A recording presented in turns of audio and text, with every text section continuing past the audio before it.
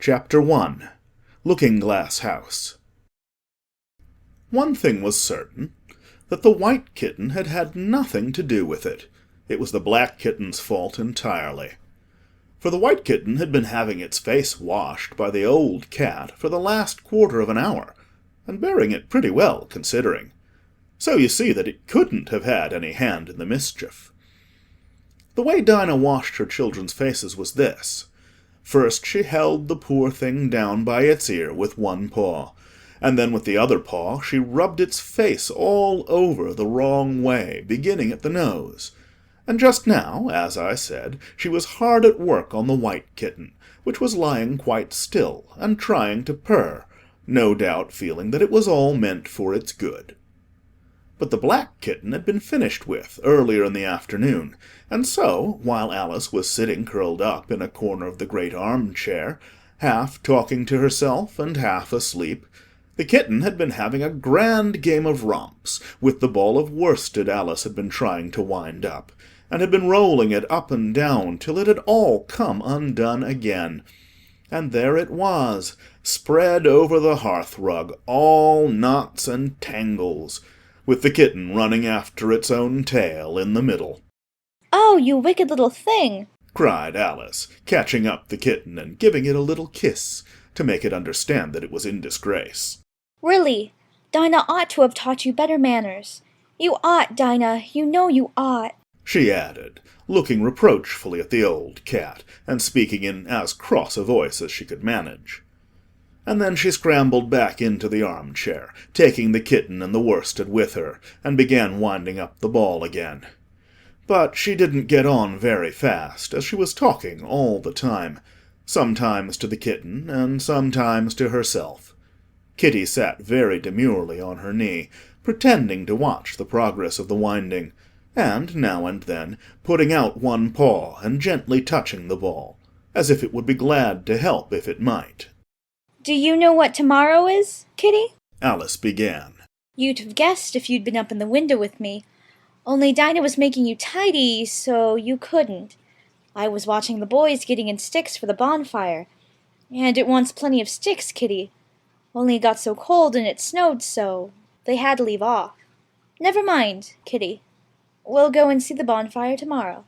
Here Alice wound 2 or 3 turns of the worsted round the kitten's neck, just to see how it would look. This led to a scramble, in which the ball rolled down upon the floor, and yards of it got unwound again. "Do you know I was so angry, Kitty," Alice went on, as soon as they were comfortably settled again. "When I saw all the mischief you had been doing, I was very nearly opening the window and putting you out into the snow. And you'd have deserved it, you little mischievous darling. What have you got to say for yourself? Now don't interrupt me," she went on, holding up one finger. "I'm going to tell you all your faults. Number 1, you squeaked twice while Dinah was washing your face this morning. Now, you can't deny it, Kitty. I heard you. What's that you say?" Pretending that the kitten was speaking. "Her paw went into your eye? Well, that's your fault for keeping your eyes open. If you'd shut them tight up, it wouldn't have happened. Now, don't make any more excuses, but listen. Number 2, you pulled Snowdrop away by the tail just as I had put down the saucer of milk before her. What? You were thirsty, were you? How do you know she wasn't thirsty too? Now for number 3. You unwound every bit of the worsted while I wasn't looking. That's 3 faults, Kitty, and you've not been punished for any of them yet. You know I'm saving up all your punishments for Wednesday week. Suppose they had saved up all my punishments," she went on, talking more to herself than the kitten. "What would they do at the end of a year? I should be sent to prison, I suppose, when the day came. Or, let me see. Suppose each punishment was to be going without a dinner. Then, when the miserable day came, I should have to go without 50 dinners at once. Well, I shouldn't mind that much. I'd far rather go without them than eat them. Do you hear the snow against the window panes, Kitty? How nice and soft it sounds. Just as if someone was kissing the window all over outside. I wonder if the snow loves the trees and the fields, that it kisses them so gently. and then it covers them up snug, with a white quilt. And perhaps it says, 'Go to sleep, darlings, till the summer comes again.' And when they wake up in the summer, Kitty, they dress themselves all in green and dance about, whenever the wind blows. Oh, that's very pretty," cried Alice, dropping the ball of worsted to clap her hands. "and I do so wish it was true. I'm sure the woods look sleepy in the autumn, when the leaves are getting brown. Kitty, can you play chess? Now, don't smile, my dear, I'm asking it seriously. Because when we were playing just now, you watched just as if you understood it, and when I said check, you purred. Well, it was a nice check, Kitty, and really I might have won, if it hadn't been for that nasty knight that came wiggling down among my pieces. Kitty, dear, let's pretend." And here I wish I could tell you half the things Alice used to say, beginning with her favourite phrase. "Let's pretend." She had had quite a long argument with her sister only the day before, all because Alice had begun with, "Let's pretend we're kings and queens." and her sister, who liked being very exact, had argued that they couldn't because there were only two of them, and Alice had been reduced at last to say, "Well, you can be one of them then, and I'll be all the rest." And once she had really frightened her old nurse by shouting suddenly in her ear, "Nurse, do let's pretend that I'm a hungry hyena, and you're a bone." But this is taking us away from Alice's speech to the kitten. "Let's pretend that you're the Red Queen, Kitty. Do you know, I think if you sat up and folded your arms, you'd look exactly like her. Now, do try. There's a dear." And Alice got the Red Queen off the table, and set it up before the kitten as a model for it to imitate. However, the thing didn't succeed. Principally, Alice said, because the kitten wouldn't fold its arms properly. So, to punish it, she held it up to the looking-glass, that it might see how sulky it was. "And if you're not good directly," she added, "I'll put you through into Looking-Glass House. How would you like that? Now, if you'll only attend, Kitty, and not talk so much, I'll tell you all my ideas about Looking-Glass House. First, there's the room you can see through the glass.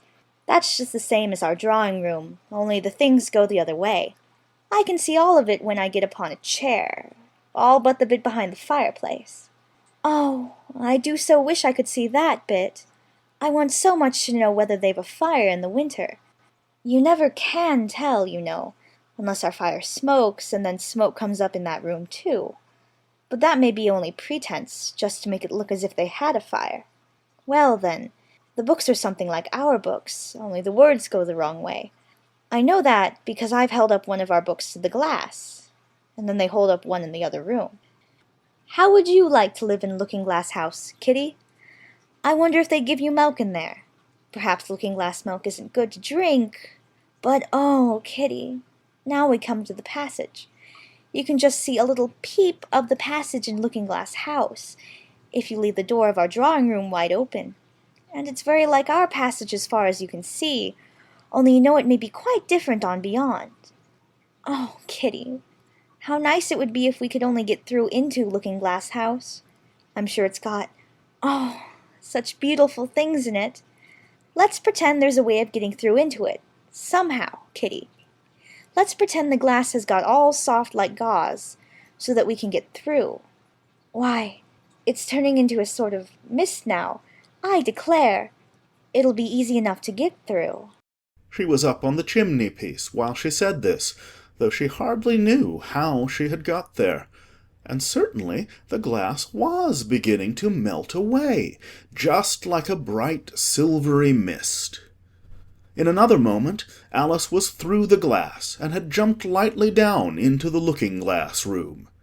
The very first thing she did was to look whether there was a fire in the fireplace, and she was quite pleased to find that there was a real one, blazing away as brightly as the one she had left behind. "So I shall be as warm here as I was in the old room," thought Alice. "warmer, in fact, because there will be no one here to scold me away from the fire. Oh, what fun it'll be when they see me through the glass in here and can't get at me." Then she began looking about, and noticed that what could be seen from the old room was quite common and uninteresting, but that all the rest was as different as possible. For instance, the pictures on the wall next the fire seemed to be all alive, and the very clock on the chimney-piece, you know you can only see the back of it in the looking-glass, had got the face of a little old man, and grinned at her. They don't keep this room so tidy as the other, Alice thought to herself, as she noticed several of the chessmen down in the hearth among the cinders. But in another moment, with a little "Oh!" of surprise, she was down on her hands and knees, watching them. The chessmen were walking about, 2 and 2. "Here are the Red King and the Red Queen," Alice said, in a whisper, for fear of frightening them. "and there are the White King and the White Queen sitting on the edge of the shuttle. And here are 2 castles walking arm in arm. I don't think they can hear me," she went on as she put her head closer down. "and I'm nearly sure they can't see me. I feel somehow as if I were invisible." Here something began squeaking on the table behind Alice, and made her turn her head, just in time to see one of the white pawns roll over and begin kicking. She watched it with great curiosity to see what would happen next. "It is the voice of my child," the White Queen cried out, as she rushed past the king, so violently that she knocked him over among the cinders. "My precious Lily, my imperial kitten." And she began scrambling wildly up the side of the fender. "Imperial fiddlestick," said the king, rubbing his nose, which had been hurt by the fall. He had a right to be a little annoyed with the queen, for he was covered with ashes from head to foot. Alice was very anxious to be of use, and as the poor little Lily was nearly screaming herself into a fit, she hastily picked up the queen and set her on the table by the side of her noisy little daughter. The queen gasped and sat down. The rapid journey through the air had quite taken away her breath, and for a minute or two she could do nothing but hug the little Lily in silence. As soon as she had recovered her breath a little, she called out to the White King, who was sitting sulkily among the ashes. "Oh, mind the volcano!" "What volcano?" said the king, looking up anxiously into the fire, as if he thought that was the most likely place to find one. "Oh, blew me up!" panted the queen, who was still a little out of breath. "Oh, mind you come up the regular way. Don't get blown up." Alice watched the White King as he slowly struggled up from bar to bar, till at last she said, "Why, you'll be hours and hours getting to the table at that rate. I'd far better help you, hadn't I?" But the king took no notice of the question. It was quite clear that he could neither hear her nor see her. So Alice picked him up, very gently, and lifted him across, more slowly than she had lifted the queen, that she mightn't take his breath away. But before she put him on the table, she thought she might as well dust him a little, he was so covered with ashes. She said afterwards that she had never seen in all her life such a face as the king made, when he found himself held in the air by an invisible hand and being dusted. He was far too much astonished to cry out, but his eyes and his mouth went on getting larger and larger and rounder, till her hand shook so with laughing that she nearly let him drop upon the floor. "Oh, please don't make such faces, my dear," she cried out, quite forgetting that the king couldn't hear her. "You make me laugh so that I can hardly hold you. And don't keep your mouth so wide open. All the ashes will get into it. There, now I think you're tidy enough," she added, as she smoothed his hair and set him upon the table near the queen. The king immediately fell flat on his back and lay perfectly still, and Alice was a little alarmed at what she had done, and went round the room to see if she could find any water to throw over him. However, she could find nothing but a bottle of ink, and when she got back with it she found he had recovered, and he and the queen were talking together in a frightened whisper, so low that Alice could hardly hear what they said. The king was saying, "I assure you, my dear, I turned cold to the very ends of my whiskers." To which the queen replied, "You haven't got any whiskers." "The horror of that moment," the king went on, I shall never, never forget. You will, though, the Queen said. if you don't make a memorandum of it. Alice looked on with great interest as the King took an enormous memorandum book out of his pocket and began writing. A sudden thought struck her, and she took hold of the end of the pencil, which came some way over his shoulder, and began writing for him.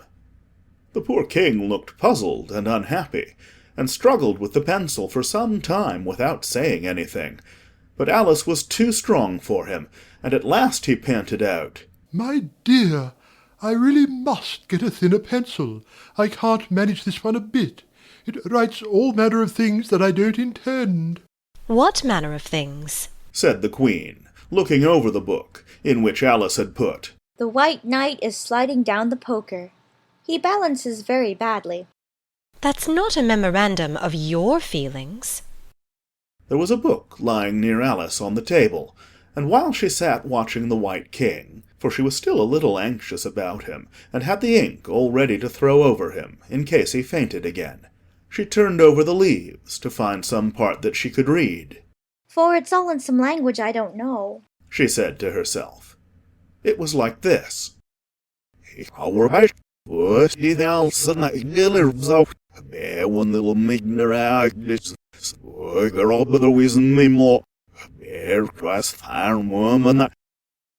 She puzzled over this for some time, but at last a bright thought struck her. Why, it's a looking-glass book, of course. And if I hold it up to a glass, the words will all go the right way again. This was the poem that Alice read. Jabberwocky. 'Twas brillig, and the slithy toves did gyre and gimble in the wabe. All mimsy were the borogoves, and the mome raths outgrabe. Beware the Jabberwock, my son, the jaws that bite, the claws that catch. Beware the Jubjub bird, and shun the frumious Bandersnatch. He took his vorpal sword in hand, long time the manxome foe he sought. So rested he by the Tumtum tree, and stood a while in thought.